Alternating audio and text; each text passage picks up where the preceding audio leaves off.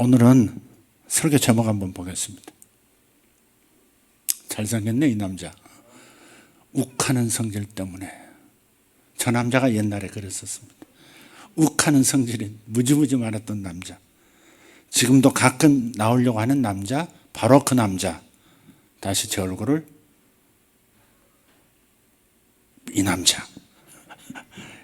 여러분은 어떻습니까? 자, 우리의 이야기일지도 모릅니다. 사사기 16장 28절 한 절 읽겠습니다. 사사기 16장 28절 말씀 시작. 삼손이 주를 부르며 이르되 오 주 하나님이여 원하건대 나를 기억하옵소서. 오 하나님이여 원하건대 이번 한 번만 나를 강하게 하사 블레셋 사람들이 내 두 눈을 뺀 것을 내가 단번에 원수 갚게 하옵소서. 아멘. 네. 이 삼손 이야기는 사사기 13장에서부터 시작이 되고요. 16장에서 마감을 합니다. 사사들이 참 많이 있지만 삼손 이야기도 제법 깁니다. 기드온 이야기가 참 길고요. 삼손 이야기도 짧지 않습니다. 그만큼 중요하게 다루는 인물입니다. 그런데 이 삼손을 생각하면 이 말이 생각이 납니다. 용두사미. 용두사미.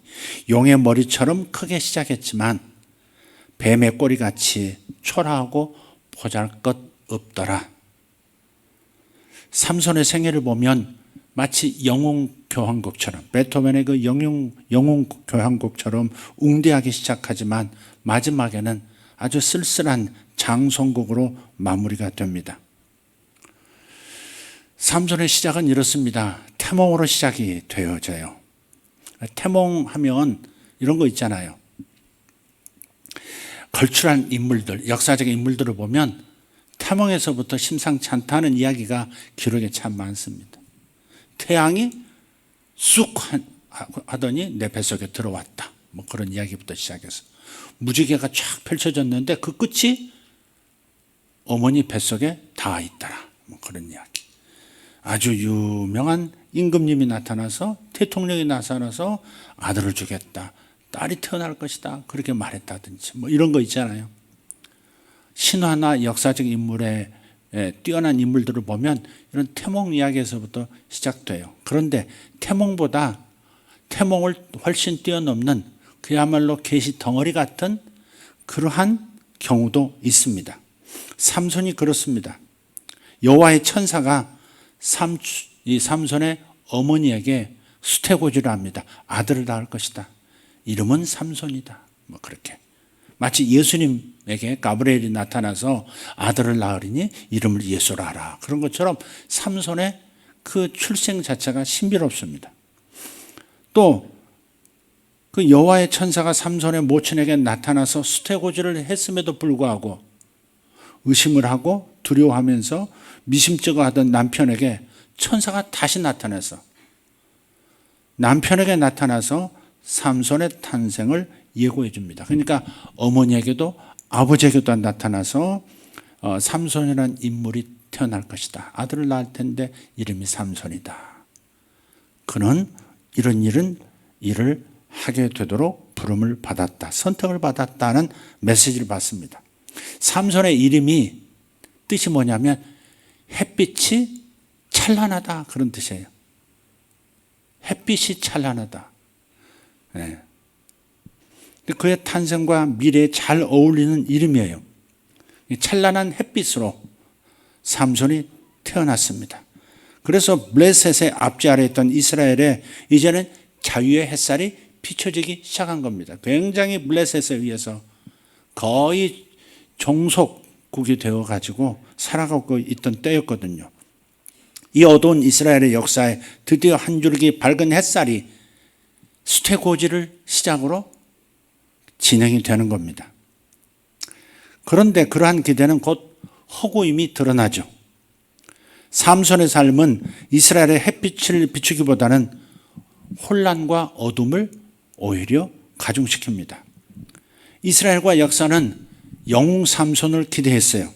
그런데 그의 실상은 전혀 그렇지가 못합니다. 여인들의 치마폭에 허우적거리는 삼손, 감정을 제대로 다스리지 못해서 늘 좌충우돌하는 인생, 민족의 고난을 돌보기는커녕 육체적 쾌락에 몰두하는 인생, 결국 블레셋 포로가 되어서 두 눈이 뽑히고 조롱을 당하다가 돌무더기 속에서 숨을 거두고 마는 비운의 장사, 힘 하나는 걸출했지만 이렇다 할 공적을 남기지 못한 힘만 셌던 사라의 삼손, 그의 마지막은 초라하기 그지없습니다. 영웅 삼손을 기대했지만 너무 초라한 인생으로 기록이 되어버리고 만 겁니다. 그의 이름은 찬란한 햇빛이 아니라 어쩌면 차라리 먹구름이 맞지 않나 싶을 정도의 인생으로 끝나버립니다. 기대가 큰 만큼 실망도 큰 법이죠. 삼손의 인생은 시작은 창대하였으나 내 나중은 심히 미약하리라. 거꾸로 된 거죠. 내 시작은 미약하였으나 내 나중은 심히 창대하리라. 이것이 성경인데, 이것이 하나님의 사람의 일생의 요약일지인데, 삼손은 그 반대예요. 내 시작은 심히 창대했지만 내 마지막은 심히 미약하다. 이렇게 정리할 수 있겠습니다. 자, 그렇다면 왜 이런 일이 벌어졌느냐? 이것을 우리가 알아야 우리도 하나님 안에서, 하나님 앞에서 다른 인생을 살 수 있지 않겠습니까? 그런 의미에서 왜 이런 일이 벌어지게 되었는지 그 원인을 살펴볼 필요가 있습니다. 이유는 크게 두 가지입니다. 이게 결론이면서 본론이라고 할 수 있겠습니다. 첫째는 자신의 인생에 진지한 기도가 없었다는 겁니다. 자신의 인생을 두고, 자신의 일생을 두고 정말 하나님 앞에서 진지한 기도가 없었다는 것. 두 번째는 지나치게 감정에 충실한 삶을 살았다는 겁니다. 기도가 없었을 뿐만 아니라 그러다 보니까 자기 본성에 있는 그 감정에 그냥 지나치게 몰두하는, 지나치게 감정적으로 반응하는 삶으로 일관했다는 것. 이게 용두삼이 삼손의 일생의 이유다. 그렇게 말할 수 있겠습니다.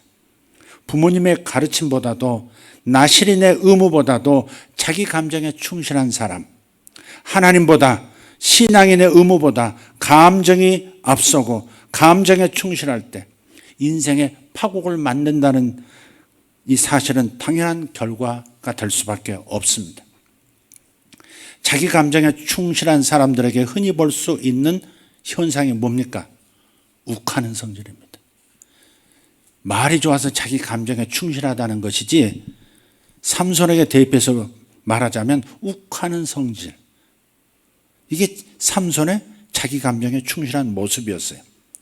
욱하는 성질을 가리켜서 사람들은 남자답다 뭐 그렇게도 얘기도 하고, 뒤끝이 없다 그렇게도 말을 해요. 그런데 욱하는 성질에 한두 번 당해본 사람들, 희생당한 사람들 보면 그 욱하는 성질이 얼마나 피곤한지 몸으로 체득하고 압니다. 욱하는 성질 때문에 당한 사람들이 여기 얼마나 있는지 모르겠습니다. 욱하는 성질에 희생당한 사람들 적지 않습니다. 어떤 사람은 부부싸움 중에 얼마 전에 뉴스에 나왔죠. 부부하고 다투다가 그냥 기르던 강아지를 고층 아파트에서 창문 바깥으로 던져버린 사건이 있지 않습니까? 당연히 죽었죠. 그리고 그에 대한 처벌을 지금 받는 중일 겁니다. 욱하는 성질이 그런 거예요. 본인 또한 한번 욱하는 성질로 내지른 한마디 말 때문에 평생 고생하기도 합니다. 욱하는 성질로 저지른 행동 하나가 돌이킬 수 없는 실수가 되어서 평생 후회하며 사는 사람들이 적지 않습니다. 삼손의 분노, 삼손의 욱하는 성격은 계속해서 읽다 보면, 13장부터 읽다 보면 악순환을 불러들이는 상황을 연출합니다. 발단은 첫 번째 이야기는 여기서부터 시작돼요. 결혼잔치에서 장난스럽게 삼손이 던진 수수께끼, 이게 발단입니다. 사사기 14장 14절을 보면 먹는 자에게서 먹는 것이 나오고 강한 자에게서 단 것이 나오는 이것은 무엇일까요? 이렇게 수수께끼를 낸 거예요. 사실 이게 수수께끼를 할 수 없어요. 이게 수수께끼입니까? 지금 자기가 결혼식장 그 자리에 오다가 자기가 때려 죽인, 며칠 전에 때려 죽인 사자가 죽어가지고요, 배가 이제 막 썩어가지고 그 안에 벌들이 들어가서 벌집을 지어놓고 꿀이 막 흘러 넘치는 그 광경을 찍어서 맛보고 온 거예요.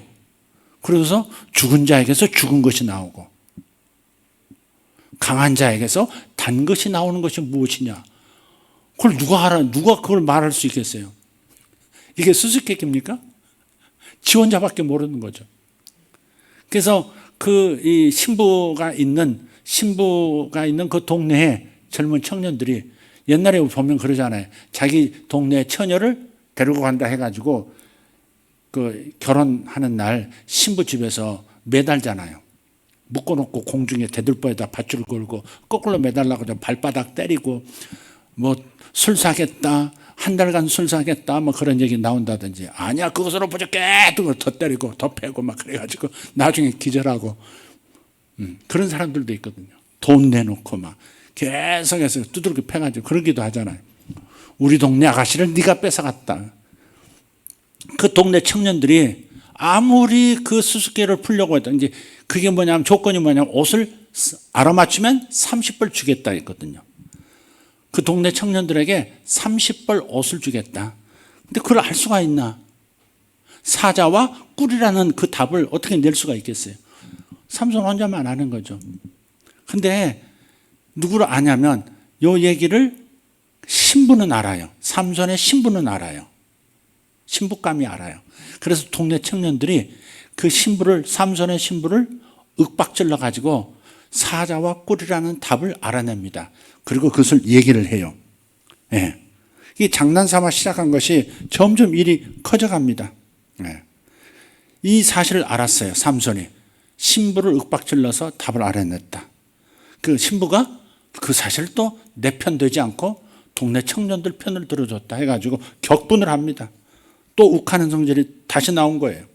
그래서 그 길로 아스글론이라고 하는 그 성읍에 가가지고 그곳 사람 30명을 쳐 죽이고 노략해가지고 그 옷을 그 청년들에게 내줍니다. 그리고 그것이 또 분해가지고 삼손이 신부를 내팽개치고 아버지 집으로 가버립니다. 자기 아버지 집으로 가버려요.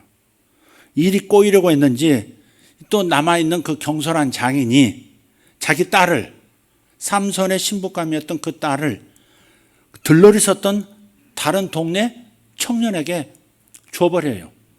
결혼시켜버립니다. 이것이 다시 욱하는 성질에 불을 붙였습니다. 그래가지고 삼손이 여우 300마리를 잡아가지고 그 꼬리에다 회를 달아가지고 거기에다가 불을 붙입니다.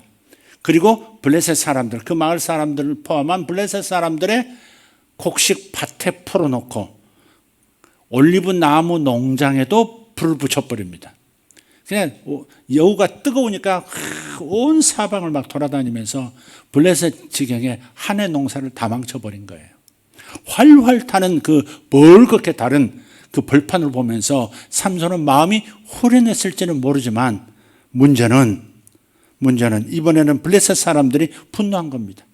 원인을 추적하다 보니까 삼손의 장인에게 있다고 생각을 한 거예요. 딸을 왜 또 삼손이 가버렸다고 달랠 일이지 또 그 들러리 서던 남자에게 줘가지고 일을 키웠냐 그래가지고 삼손의 신부 그리고 장인을 붙잡아다가 불태워 죽입니다. 우리 곡식밭이 다 타버렸으니 네가 책임져 하고서는 장인하고 신부를 태워 죽여요. 이것을 또 알게 된 삼손이 그 원수를 갚기 위해서 블레셋 사람들을 닥치는 대로 살해합니다. 그게 15장 8절에 나옵니다. 그러니까 기도 없이 욱하는 성질에 충동적으로 저지른 일들은 꼬리에 꼬리를 물고 삼손의 일생 내내 따라다녀요. 보복이 보복을 낳고 불행은 또 다른 불행을 끌고 옵니다. 이 불행한 일의 출발력은 분노였고 그 종착역은 멸망이었습니다. 그래서 신약에서도 분을 내더라도 죄를 짓지 말고 분을 내더라. 분이 나더라도 행동하거나 말로 발설하지 말고 하는 말이죠. 분을 내더라도 죄를 짓지 말고 그 분노를 해가 칠 때까지 품지 말아라. 지난번에 말씀드렸지만 그 분노를 품에 안고 잠들면 잠중에라도 다음 날에서도 그 틈새로 사탄이 그 상한 감정으로 들어와서 사람들을 소떼 몰듯이 몰고 다닌다. 그렇게 말씀을 드렸지 않습니까? 그렇기 때문에 해가 질 때까지 품지 말라는 거예요. 그러니까 욱하는 이 성질을 다스리지 못하면 그 결과는 참으로 비참합니다. 욱하는 분들 조심하셔야 합니다. 그냥 단순하게 욱하는 것이 아닙니다. 그 결과가 소위 아다리가 맞으면 치명적인 독이 되어서 자신에게 돌아온다는 거죠. 그 욱하는 성질을 죽이기라 하는 책이 있습니다. 그분 이름이 로버트 뭔데? 욱하는 성질 죽이기라는 책을 보면 욱하는 성질을 6가지로 분류해놨습니다. 첫째, 돌발성 분노. 두 번째, 잠재적 분노.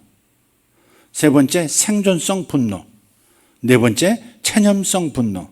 다섯 번째, 수치심에서 비롯된 분노. 여섯 번째, 버림받음에서 비롯된 분노. 요 마지막 버림받은 데서 비롯된 분노도 이 거절감 때문에 생긴 분노도 적지 않습니다. 아버지가 나를 거절했다. 엄마가 나를 거절했다. 거절했다는 것은 이런 거죠. 너는 아빠 마음을 시원하게 못하는 애야. 이런 거, 이런 감정을 주는 것이 버림받은, 거절하는 것이고 거절감을 줌으로써 나는 버림받은 존재라고 하는 데서 오는 오기와 분노가 있잖아요. 어머니가 사사건건 나를 못된 아이로, 말 안 듣는 아이로, 그런 아이로 자꾸 취급하는 것, 그건 거절하는 것, 나를 밀어내는 그런 부모. 그런 아이들은 어떻게 돼요? 나중에 자신이 또 남을 밀어내게 됩니다. 어떤 남자는 자꾸 너무 좋은 애인인데, 너무 좋은 신부감인데 결정적으로 항상 밀어낸다는 거예요. 자기에서 떨어져 나가도록, 저쪽에서 포기하도록 만드는 이상스러운 작용이, 자기 자신도 알 수 없게 결정적으로 더 뜨겁게 다가오고 결실을 맺을 만한 그 순간에 그 사람을 밀어내버리는 거예요. 그 사람이 스스로 떠나도록 만들어버리는, 자신도 알 수 없는 이상한 마음의 반작용이 있다는 것을 고백하기도 해요. 그런 것들이 어린 시절 부모가 스케치해 준 대로 살아가는, 채색되어지는 인생인 겁니다. 어린 시절에 부모가 잘 받아주는 것이 너무 중요합니다. 특히 애착관계, 애착의 시절에 여러분이 정말 잘 해줘야 되는 거예요. 부모가 그려주는 것은 스케치입니다. 하얀 백지 스케치예요. 스케치 해준 걸로 끝나는 게 아니죠. 거기에 채색하고 명암을 넣고 원근감을 나타내고 다 하는 것. 인생이 그 다음부터는 치르지 않았는데 산을 그려놓으면 산 테두리를 넘어갈 수가 없는 거예요. 구름을 그려놓고 거기다 바위를 집어넣을 수도 없어요. 집을 스케치해 놨는데 거기를 걸음더미로 야산으로 만들 수는 없는 겁니다. 스케치한 대로 그 선 안에서 채색을, 원근감을, 그리고 명암을 나타내는, 강조를 나타내는 거죠. 그러니까 어린 시절 부모와의 관계 매우 중요하다는 것을 다시 한번 말씀드리고 싶어요. 저 자신도 그렇고 제가 상담하는 수많은 분들도 그렇고 아마 여러분들도 자신이 어린 시절을 어떻게 겪었는지 생각하실 수 있을 거예요. 거절당한 데서 온, 버림받은 데서 오는 분노가 적지 않다는 거예요. 여기서 삼손이라고 하는 다양한 원인이 이렇게 있는데, 원인이 다양하다면 이 6가지로 분류를 그분은 했지만 이렇게 다양한 원인이라면 따라서 해결책도 다양하게 접근할 수밖에 없는 거죠. 삼손의 경우는 돌발성 분노의 유형으로 볼 수 있겠습니다. 돌발성이에요. 그야말로 욱하는, 말 그대로 욱하는 그런 감정적 사람이에요. 삼손의 경우에 넘치는 박력, 힘이 있었죠. 그러나 절제의 기능은 없는 거예요. 풍부한 감정이 있었지만 그것을 조절하는 절제의 기능은 없더라는 겁니다. 시속 300km를 달릴 수 있는 멋진 자동차인데 기가 막힌 이 좋은 차가 브레이크가 없다는 사실, 브레이크가 듣지 않는다는 것과 같습니다. 이런 차는 필경 대형 사고 낼 수밖에 없습니다. 성령의 9가지 열매 있죠. 성령의 9가지 열매 중에 맨 마지막이 바로 절제라는 것은 뜻하는 바가, 그 의미하는 바가 큰 거죠. 많은 은사들을 얘기하고 마지막에 절제의 은사, 성령의 은사 맨 마지막이 절제입니다. 이거 다 있어도 브레이크가 없다면 대형 사고 날 수 있다. 좋은 것이 큰 치명적인 사건 사고를 일으킬 수 있다는 겁니다. 아무리 좋은 은사라도 절제, 자기 조절하는 능력을 상실했다면, 훈련이 안 됐다면 큰 사고로 이어질 수 있다는 것을 알라는 뜻에서 주님께서 마지막에 절제를 넣으셨다. 저는 그렇게 말씀을 받습니다. 그러니까 욱하는 성질의 사람들을 보면 대개요, 조급해요. 그죠? 고개 끄덕이는 사람은 어디서 경험하셨습니까? 욱하는 성질 되게 조급해요. 느긋함이 없고요. 지나치게 조급하기 때문에 큰 그림을 보지를 못합니다. 당장 눈앞에 벌어진 상황에 대해서 감정적으로 반응하는데 바쁩니다. 자기 성질대로 반응하고 먼저 소리부터 지르고 봅니다. 그렇게 함으로 본인은 속이 시원할지는 몰라도 결코 하나님께서 그리시는 큰 그림을 볼 수는 없습니다. 삼손의 생애를 한마디로 말하자면 자기 감정을 따라 욱하다가 블레셋과 분쟁만 일으켰지, 하나님의 큰 그림인 블레셋으로부터의 이스라엘 구원이라고 하는 이 그림을 보지 못한 거예요. 삼손의 사명은 그의 인생 처음 부분에 분명히 명시되어 있습니다. 사사기 13장 5절을 보면 이렇게 말씀해요. 그가 블레셋 사람들의 손에서 이스라엘을 구출하기 시작하리라. 그 인생에 대한 예언이에요. 하나님의 큰 그림이에요. 이스라엘을 블레셋 사람들의 손에서 구출할 것이다. 이게 하나님의 큰 그림이에요. 그래서 삼손은 잠들어 있는 이스라엘을 일깨우는 영적 각성운동을 시작했어야 했습니다. 아니면 청년들을 일깨워서, 다음 세대를 일깨워서 민족의식을 각성시켜야 했습니다. 아니면 로빈 후처럼 특수부대를 만들어서 블레셋 군대를 체계적으로, 블레셋의 도시들을 체계적으로 무너뜨려야 했죠. 아니면 하나님의 영에 감동돼서 다른 사사들처럼 성령에 감동돼서 전국에 경문을 보내서 군사들을 모아서 전쟁을 주도했어야 합니다. 하나님께서는 그런 가능성을 그에게 주셨거든요. 아니, 그런 일을 하라고 삼손을 택하셨거든요. 그런데 불행히도 삼손은 하나님께서 그리시는 큰 그림을 보지 못합니다. 단지 자기 감정에 충실해서 그때 감정적으로 대응해서 일을 처리하고 맙니다. 그 결과는 분풀이성 블레셋과의 분쟁을 몇 차례 하는 것으로 그의 인생을 끝마치고 맙니다. 그런 말 있죠. 눈에 콩깍지가 쓰였다. 그러죠. 눈에 콩깍지가 쓰였다. 삼손은 정욕에 눈먼 사나이였습니다. 그래서 정욕은 맑은 눈에 콩깍지를 뒤집어 씌웁니다. 정욕은 영의 눈을 멀게 만듭니다. 매력적인 이성보다 남자의 눈을 멀게 하는 것은 없을 겁니다. 남자들은 이 말이 뭔지를 알아요. 남자들은 정말 보는 것에 약하죠. 네. 이런 얘기가, 웃은 얘기가 있습니다. 휴일에 쉬기 위해서 해변을 찾은 젊은 두 신부가 있었습니다. 캐톨릭 신부가 있었는데 젊은 신부들이에요.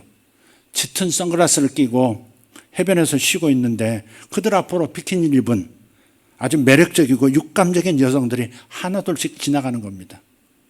하루 종일을 그렇게 지낸 후에 한 신부가 드디어 입을 열었습니다. 이젠 됐어. 나는 포기할 거야. 더 이상 보고만 있을 수 없어. 난 그만둘 거야. 듣고 있던 다른 쪽 신부가 물었습니다. 다시는 해변에 오지 않겠다고? 그랬더니 첫 번째 발설한 신부가 말을 합니다. 아니, 사역을 그만두겠어. 한번 웃자고 만들어낸 얘기지만 대부분 남자들이 쾌락과 정욕에 약하다는 사실, 그것은 부인할 수가 없어요. 남자는 그것이 전부인 것처럼, 정욕과 쾌락이 전부인 것처럼 행동할 때가 너무 많거든요. 그래 안 그래요? 여성 동무들? 아무도 고개를, 남편을 생각해서 아무도 고개를 끄덕거리지 않는데 그러지 않나요? 좀 이상해지는데 거기까지 하겠습니다. 이 삼손이 첫 여인을 만난 곳이 어디냐면 자기 고향 이름이 소라예요. 그 소라를 가봤는데 그 소라라고 하는 그 골짜기 보면 그 뭐랄까 전나무라고 할까? 이스라엘 소나무라고 할까? 그 나무들이 빽빽히 들어있는 굉장히 고즈넉한 굉장히 아름다운 그런 마을이에요. 여기서 삼손이 태어났더라고요. 그런 풍광을 가진 고향에서 어린 시절을 보냈으면 좀 뭔가를 더 배웠을 텐데 왜 배우지를 못했을까? 그런 생각을 제가 하게 됐어요. 이렇게 좋은 환경에서 이렇게 많은 자연의 이 침묵하는 자연 속에서 말을 걸어오는 그는 보이지 않는 하나님의 손길 아래서 왜 그는 욱하는 그 성격을 차분한 성격, 절제력을 가진 성질로 다스리지를 못했을까? 왜 그걸 길러내지 못했을까?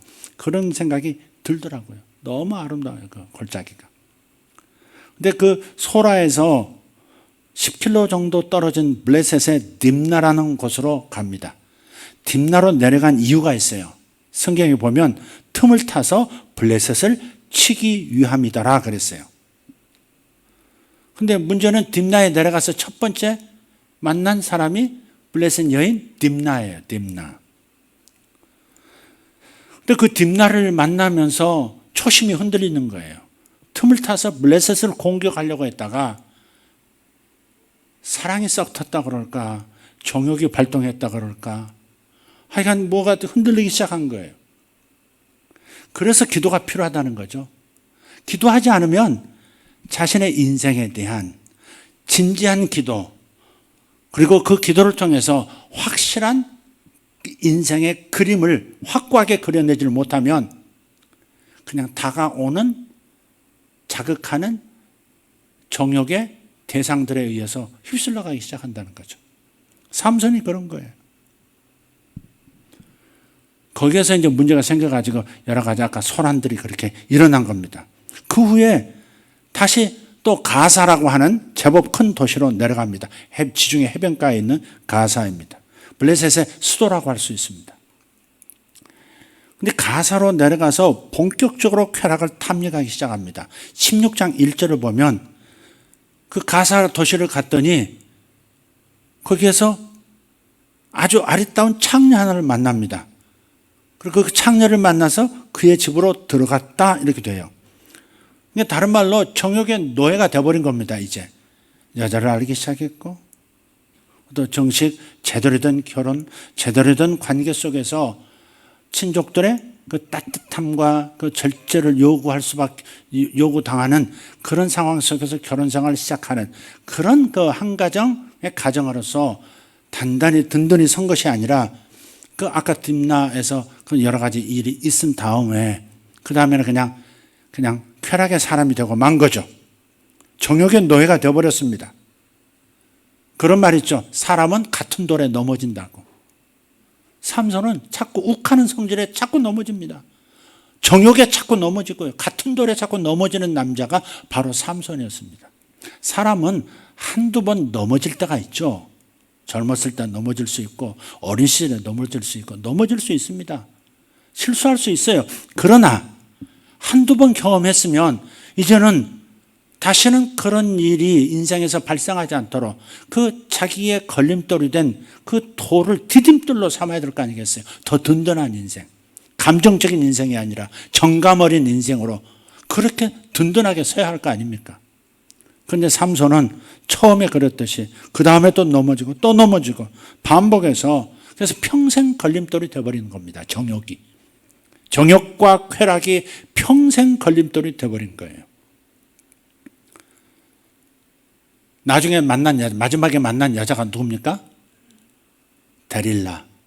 삼손과 데릴라라는 영화도 있고요. 오페라도 있습니다. 생상스의 그 오페라 삼손과 데릴라 중에 그 멋진 가사들이 있습니다. 그대 내 마음에 내게 마음을 열어줘 뭐 이러면서 굉장히 우아하게 오페라의 가사가 나오지만 사실은 성경 안에서 볼 때는 굉장히 큰 미혹이었고 유혹이었고 넘어짐이었죠. 그런 그림도 있어요. 그 빛의 화가 렘브란트가 그린 그림 중에 삼손 그림이 나옵니다. 그 데릴라는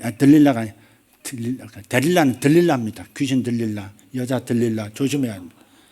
남자는 여자한테 들리기 참 쉽습니다. 장로님은 안 그러셨죠? 장로님밖에 제가 완벽한 남자를 못 봤기 때문에 장로님을 좀 이렇게 소환을 좀.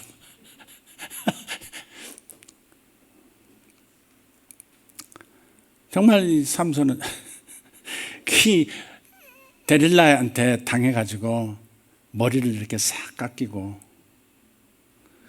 그 힘이 어디서 나오는지 계속 협박하고 압박하고 그러면서 돈을 주겠다고 얘기하잖아요. 은 1,100개를 주겠다 그래요.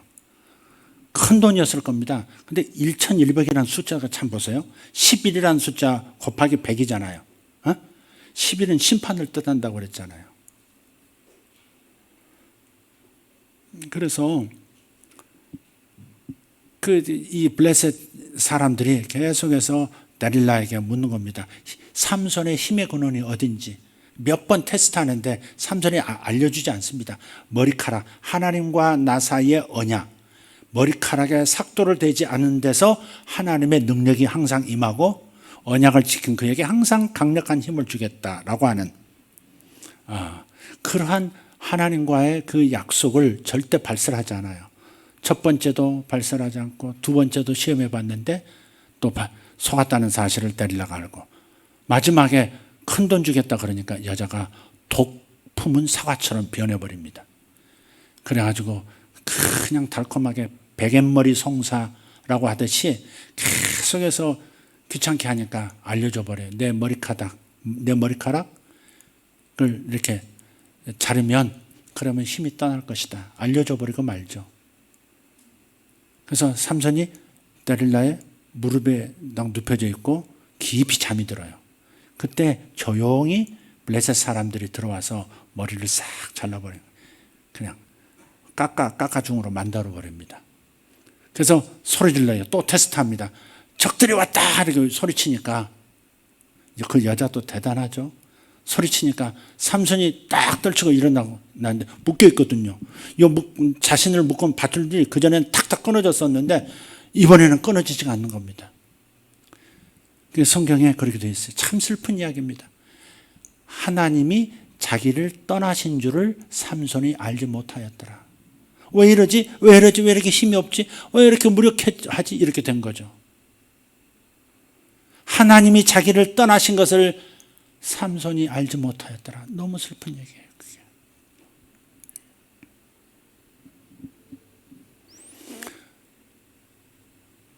그래서 사람은 악하지 않는데 남성들 스스로가 여성들을 데릴라로 만들 수도 있다는 사실도 기억해야 돼요. 스스로 데릴라를 만들어낼 수도 있어요.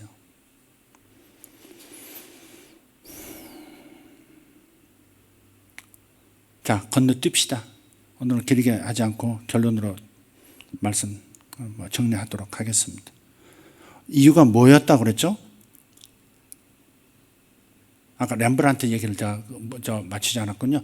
렘브란트가 그렇게 데릴라의 무릎에서 힘없고 머리를 깎여서 힘이 없는 상태에서 블레셋 군사가 그 다음으로 한 일이 뭐예요? 칼을 가지고 삼손의 한쪽 눈을 확 찌르는, 이렇게 검으로 탁 찌르는 그 그림이 렘브란트의 그 그림입니다. 삼손의 눈먼 삼손이라는 제목의 눈먼 삼손이라는 제목의 그림입니다. 그게 그의 마지막이었습니다. 왜 이렇게 마지막이 이렇게 가슴 아픈 이야기로 끝나게 될까? 그건 아까 처음 말씀드렸어요. 삼손이 자기 인생을 두고 진지한 기도를 한 적이 없다는 겁니다.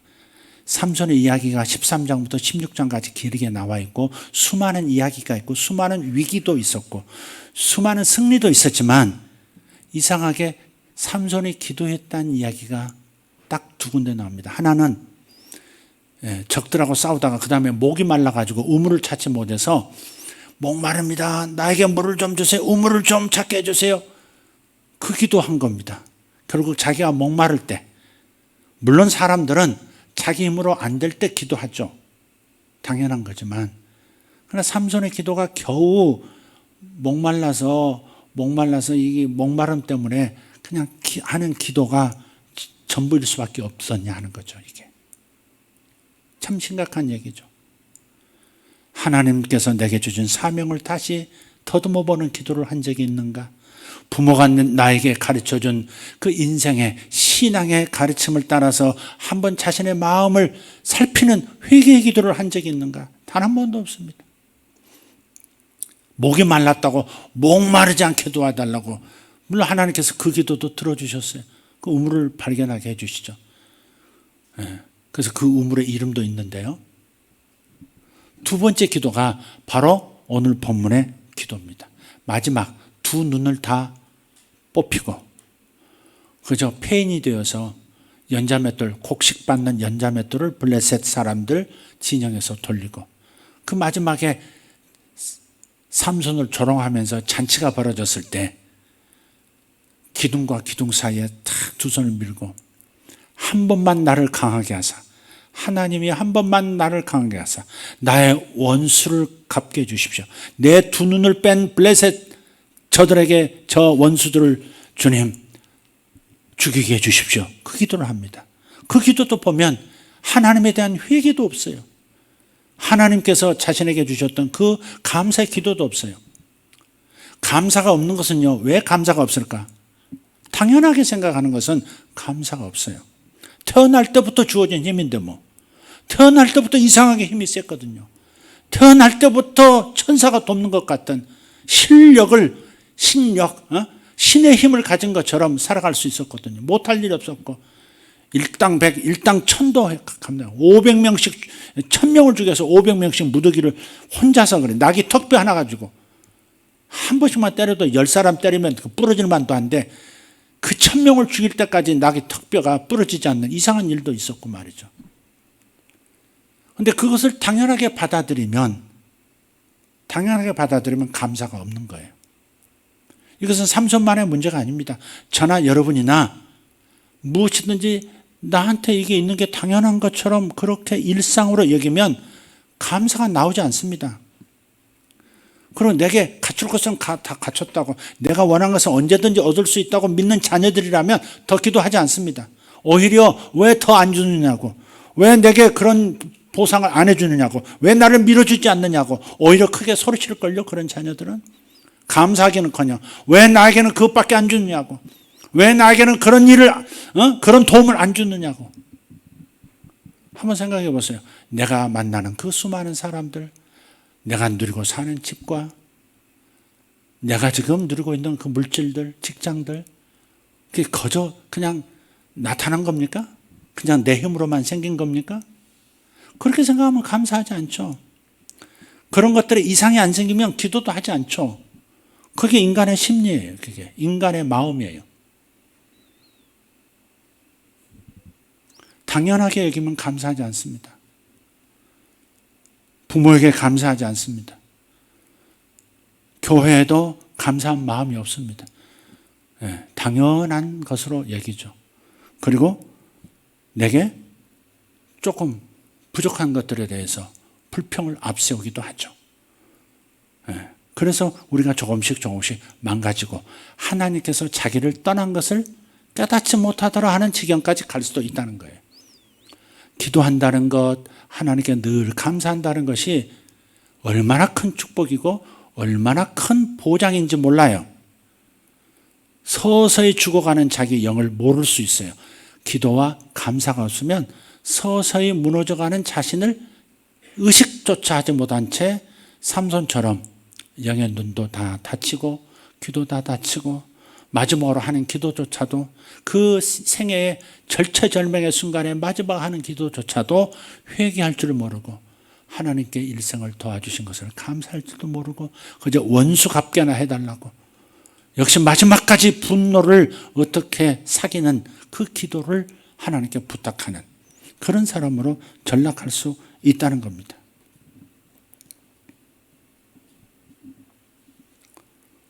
그래서 기도하는 것이 중요하다. 자기 인생을 놓고 기도하는 것이 중요하다. 청년들도 자기 인생에 대해서 기도하는 게 참 중요해요. 기도는 자기부터 시작할 수밖에 없죠. 자기 기도 못하는 사람이 남 기도를 어떻게 해주겠어요? 그죠? 그러니까 자기 기도부터 잘 해야 돼요. 자기 기준이 있어야 돼요. 하나님의 말씀에 의해서 자기 기준을 세우는 기도의 사람들 되어야 해요.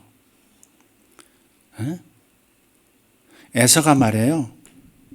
에서가 리브가의 마음을 아프게 했다 그래요. 성경에 보면. 왜? 에서가 그래도 아브라함, 하나님의 사람 아브라함의 손주고 하나님의 사람 이삭의 아들인데 자꾸 가나안 여인을 자기 배필로 삼으려고 하는 겁니다. 가나안 여인. 결국은 자기 생각대로 가나안 여인을 취해요.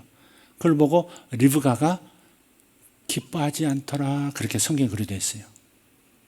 기뻐하지. 에서가 가나안 여인을 취함을 보고 실망을 넘어서 절망하는 거죠. 그래서 기뻐하지 않더라. 그렇게 좀 순화시켜서 표현했지만 자식이 하나님의 계보를 따르지 못하고 하나님의 은총의 길을 선택하지 못할 때 자기 인생을 놓고 기도하면서 하나님의 사람, 하나님의 백성 중에서 내가 내 가정을 이룰 아내를 선택하리라. 요걸 세우지를 못하니까 절망하는 거죠. 그게 절망이 온 거죠. 그런데 참 다행스럽게 역시 하나님의 그 역사하심이 있어서 그럴까요? 물론 하나님의 역사하심이죠.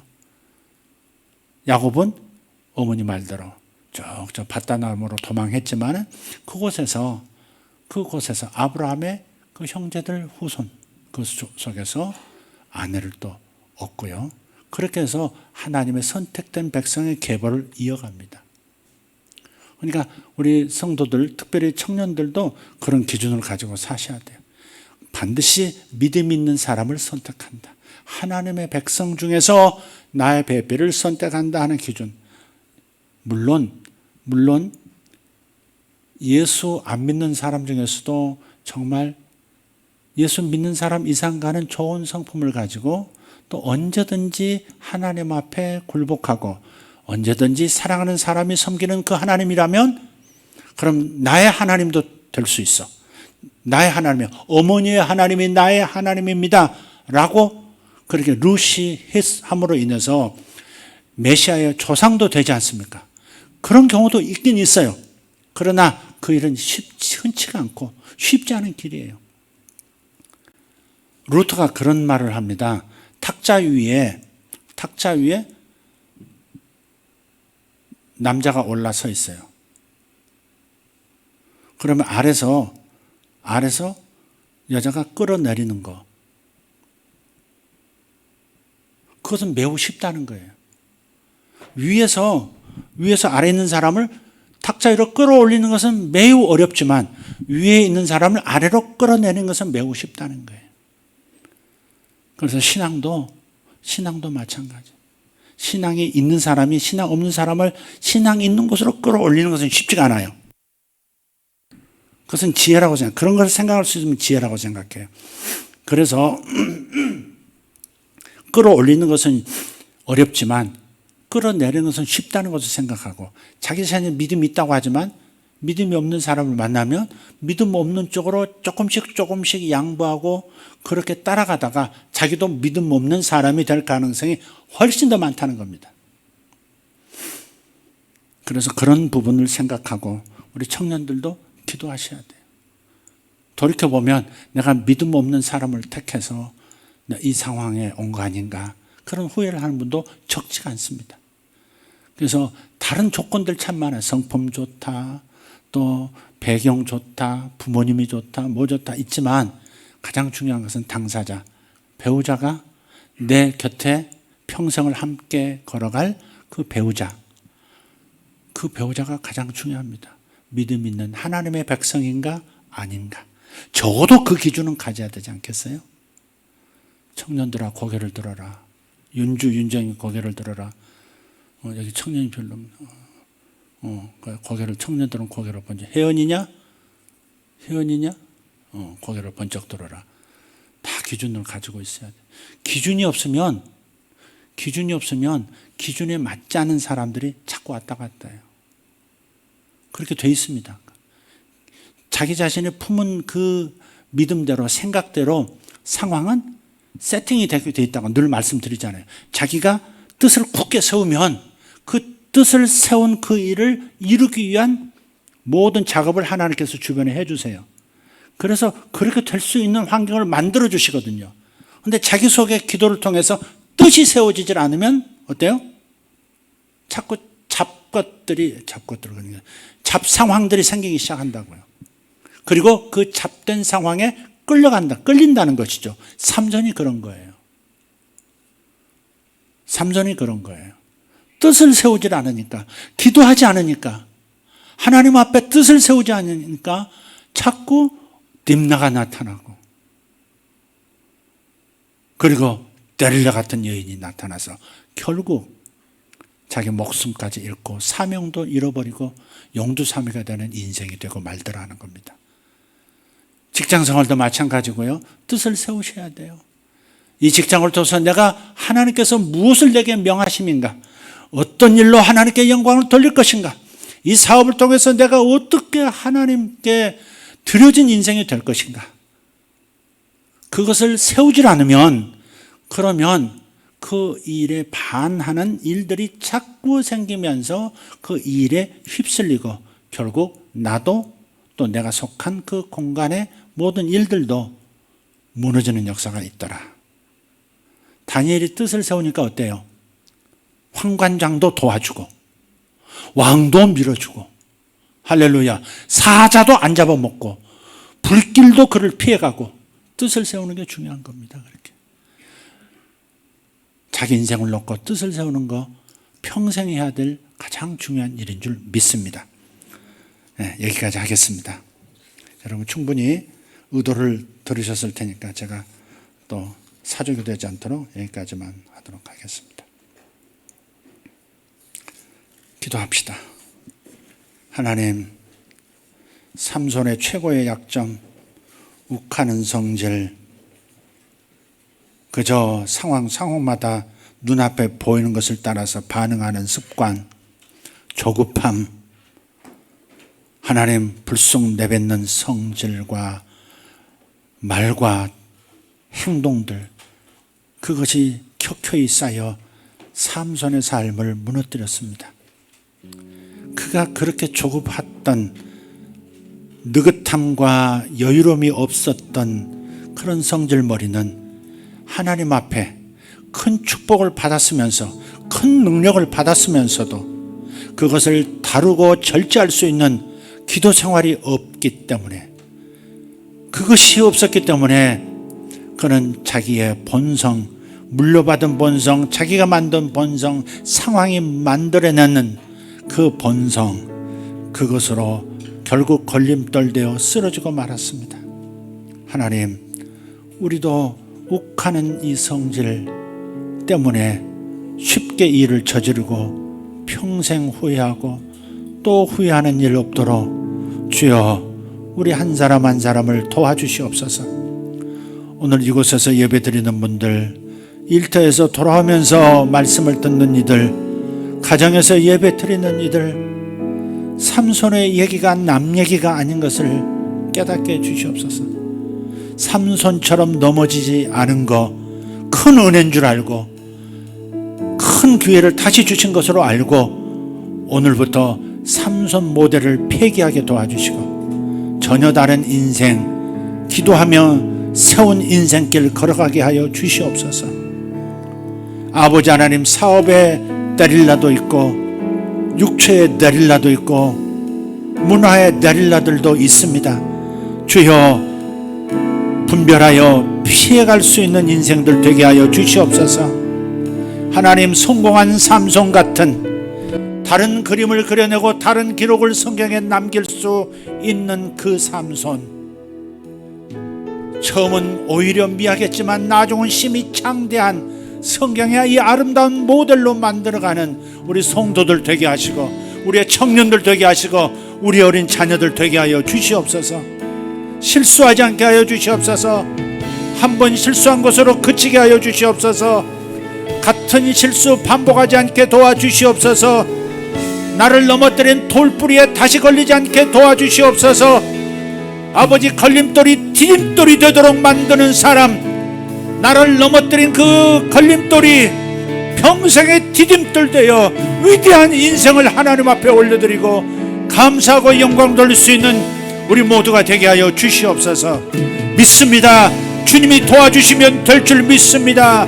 성령이 내 안에 계시니 성령이 여지껏 보호해 주셨고 성령께서 여지껏 참아주셨으니 이제부터 성령의 도움을 받고 다시 일어나 새로운 삶을 살게 하여 주시옵소서. 욱하는 성질, 욱하는 영은 예수 이름으로 머리가 깨뜨려지고 떠나갈지어다. 예수 이름으로 분노의 영은 떠나갈지어다. 상처 입은 데서 오는 분노이든 거절당한 데서 오는 분노이든 잠재적 분노이든 물려받은 분노이든 욱하는 돌발적인 분노이든 간에 모두 다 깨뜨려질지어다. 떠나갈지어다. 그리고 집안에 평안이 올지어다. 인생에 참으로 평안이 올지어다. 모든 관계 속에서 평안을 누리는 복된 예수 세계 성도들이 될지어다. 예수 이름으로 축복하며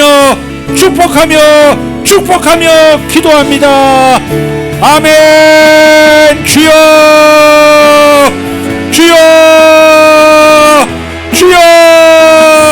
감사합니다. 큰 소리로 기도합니다. 아버지여 감사합니다. 아버지여, 이 말씀 주시면 이 말씀대로 살게 해주시려 하심인 줄 믿습니다. 아버지, 이 예를 드시면 우리가 이 예에 동일하게 함정처럼 빠지지 않도록 이 늪을 피해가도록 주신 말씀인 줄 믿습니다. 주님, 그리하려고 말씀 주셨사오니 아버지, 우리 성도들 자신의 인생의 큰 그림을 보면서 큰 그림을 비전으로 받으면서 걸어가게 하여 주시옵소서. 위대하신 하나님 감사합니다. 위대하신 우리 아버지 감사합니다. 나를 사랑하시고 끝까지 돌보시고 실수하는 나를 버리지 아니하시고 여기까지 이끌어오신 주님을 감사하고 찬양합니다. 살아계신 우리 하나님 감사합니다. 주여, 우리의 연약함을 불쌍히 여겨 주시옵소서. 주님 앞에 범죄한 것을 회개합니다. 주님 이길 힘을 이미 주셨사오니 항상 이길 수 있도록 새로운 생각, 새로운 아이디어, 새로운 감정, 새로운 의식 하나님 불릴 듯 일어나게 하여 주시옵소서. 모든 죄들을 넘어서고 모든 걸림돌들을 넘어설 수 있는 하늘의 아이디어, 하늘의 생각을 우리에게 부어 주시옵소서. 아버지, 젊은 세대들 자기 인생을 결정할 때에 하나님 앞에 먼저 기도하는 자들 되게 하여 주시옵소서. 하나님의 가장 선하신 최선을 내가 선택하고 있는가? 하나님의 최선을 선택하고 있는 것인가? 아니면 내 감정에 충실한 것인가? 하나님의 뜻에 순종하는 것인가? 내 감정에 충실한 것인가? 구분할 수 있도록 아버지 분별의 영을 주시옵소서. 우리 아들 딸들에게 분별의 영을 주시옵소서. 우리 남녀 종들에게 분별의 영을 주시옵소서. 주님의 마음을 알게 하여 주시옵소서. 아버지, 기도가 다시 돌아오게 하여 주시옵고 하나님 앞에 무릎 꿇음이 돌아오게 하여 주시옵소서. 성령의 감동을 받게 하여 주시옵소서. 자기 생각에 감동받지 말고 자기 감정에 감동받지 말고 성령의 생각에 감동받을지어다. 주님의 생각에 감동받을지어다. 주님 감사합니다. 주님 감사합니다. 주님, 우리를 도와주시옵소서. 주님, 우리를 돌봐 주시옵소서. 주여 우리의 연약함을 불쌍히 여겨 주시옵소서. 우리 모든 남성들의 연약함을 돌봐 주시옵소서. 아버지 하나님, 우리 가장들의 연약함을 돌봐 주시옵소서. 우리들이 어떻게 참된 아버지가 되는 법을 제대로 배우질 못했습니다. 우리를 불쌍히 여겨 주십시오. 우리가 어떻게 좋은 남편, 참된 가장이 되는지를 배운 적이 거의 없습니다. 주님, 우리를 도와주시옵소서. 아버지, 우리가 참된 어머니가 되는 법을 제대로 모델 삼지 못했습니다. 주님께서 우리의 아버지가 되어주시고 우리의 어머니의 마음을 우리에게 부어주시옵소서. 성령 하나님, 우리에게 어머니의 참된 어머니의 마음을 부어주시옵소서. 어떻게 해야 참되고 아름답고 좋은 어머니가 될 것입니까? 어떻게 해야 올바른 아내가 될 것입니까? 어떻게 해야 내가 올바른 남편, 좋은 남편이 될 것이며 좋은 아버지가 될 것입니까? 주님, 각 사람에게 보여 알게 주시옵소서. 예수 이름으로 하늘 문을 열고 각인에게 꼭 필요한 비유로, 각인에게 꼭 필요한 잠언으로 말씀하여 주시옵소서. 하늘의 잠언을 베풀어 주시옵소서. 예수님처럼 성령 하나님, 하늘의 비유의 말씀을 저들의 꿈 중에 나타내 보여주시고 저들의 기도 속에서 성령의 감동으로 나타내 보여주시옵소서. 그래야 우리가 살겠나이다. 그래야 우리가 올바른 부모가 될 수 있고 올바른 배우자가 될 수 있겠나이다. 올바른 삶을 성도로서 살 수가 있겠나이다. 주님 도와주시옵소서. 주여 회개합니다. 주여 돌이키고자 합니다. 어떻게 해야 합니까? 어디로 가야 합니까? 무엇을 시작해야 합니까? 각인에게 말씀하여 주시옵소서. 각인에게 말씀하여 주시옵소서. 감사드립니다. 감사드립니다. 우리 하나님 찬양합니다. 할렐루야, 할렐루야. 우리 하나님 감사합니다. 우리 하나님 감사합니다. 우리 하나님 감사합니다. 할렐루야. 아멘, 아멘, 아멘. 주여 감사합니다. 아멘. 주여 감사합니다. 주여 레베레 투메리 가리 암바라시 아라바티 아라바시. 하나님, 그의 위에 지혜를 주시옵소서. 그의 마음에 지혜를 주시옵소서. 그의 마음에 지혜를 주시옵소서. 그의 마음에 지혜를 주시옵소서. 주여 그의 마음에 지혜를 주시옵소서. 주여 솔로몬이 했던 말을 기억하도록 헛되고 헛되니 헛되고 헛되도다. 아버지 하나님, 자기 감정에 충실하여 따랐던 모든 결정들 헛되고 헛되더라.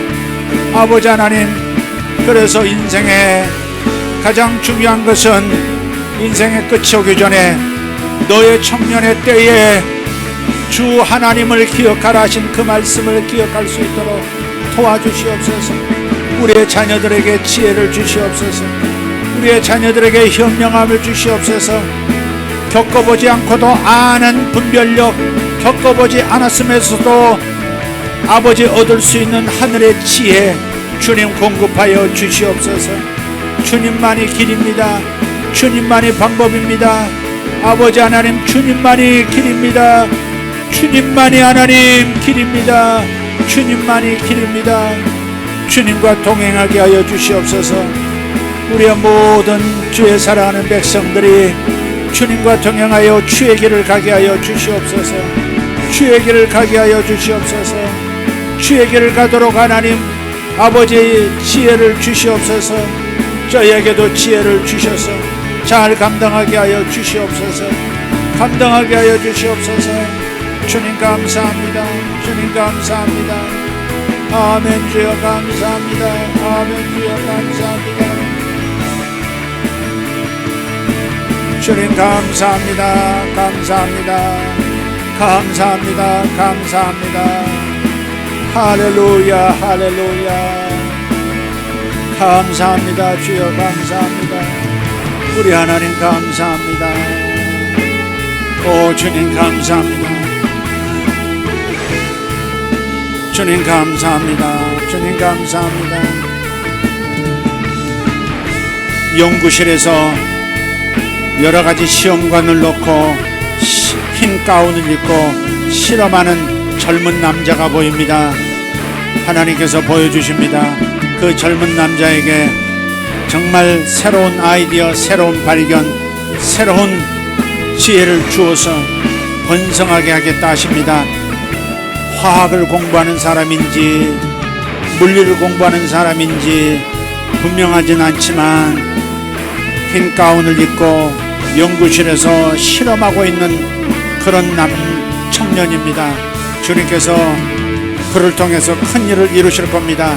혹시 이 메시지를, 이 기도를 함께하고 있는 분 중에 본인이 있다면 하나님께서 그대와 함께 하신 것을 믿으시길 바랍니다. 당신이 꾸준히 연구하던 바를 끝까지 결론이 날 때까지 진행하기를 바랍니다. 결론이 날 때까지 진행하기를 바랍니다. 포기하지 않기를 바랍니다. 놀라운 것을 발견하고 놀라운 것을 만들어내게 될 것입니다. 끝까지 걸어갈 수 있기를 바랍니다. 주님 감사합니다. 이 청년을 축복합니다. 이 청년을 축복합니다. 이 연구자를 축복합니다. 하나님 그를 사용하여 주시옵소서. 주님 감사합니다. 예수님 감사합니다. 아멘. 아멘 감사합니다.